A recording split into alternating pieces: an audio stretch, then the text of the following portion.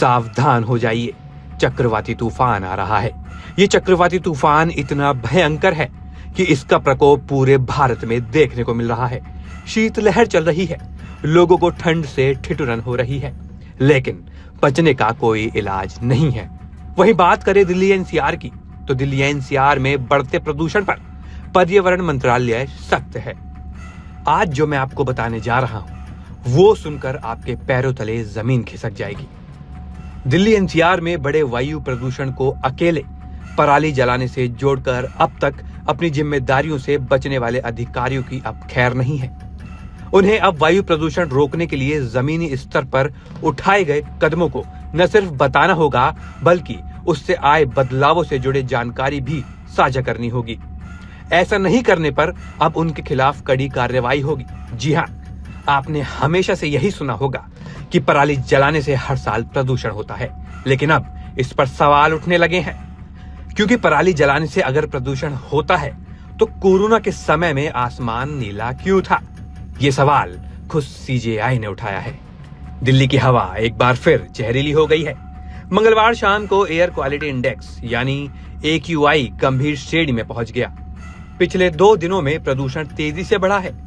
Central pollution control board यानी CPCB के आंकड़ों के मुताबिक मंगलवार सुबह दिल्ली का AQI 340 था, जो सोमवार सुबह 301 से ज्यादा है। दिल्ली में मंगलवार शाम वायु गुणवत्ता और खराब हो गई और AQI 372 हो गया।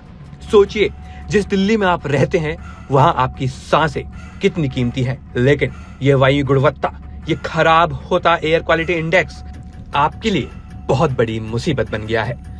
CPCB के अनुसार मंगलवार को शाम 4 बजे 24 घंटे का औसत AQI 372 रहा, जबकि सोमवार को ये 304 और रविवार को 280 था। दिल्ली सिर्फ प्रदूषण की चपेट में नहीं है, दिल्ली में ठंड भी लोगों को परेशान कर रही है। एक तरफ जहां चक्रवाती तूफान दितवा अपना कहर बरपा रहा है, वहीं दूसरी तरफ दिल्ली की सर्द हवा यानी शीतलहर लोगों को परेशान कर रही है।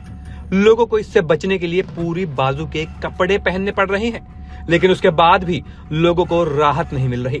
लोग परेशान हैं, उन्हें सर्दी सता रही है, उन्हें जुकाम, खांसी, बुखार हो रहा है।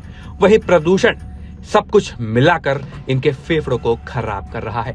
ऐसे में लोगों को सांस से संबंधित समस्याएं हो रही हैं। इससे बचने के लिए आपको मास्क लगाने की जरूरत है, साथ ही पूरी बाजू के कपड़े पहनने की जरूरत है।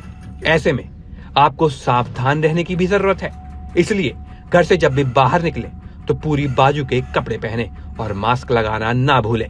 सावधान रहें, सतर्क रहें।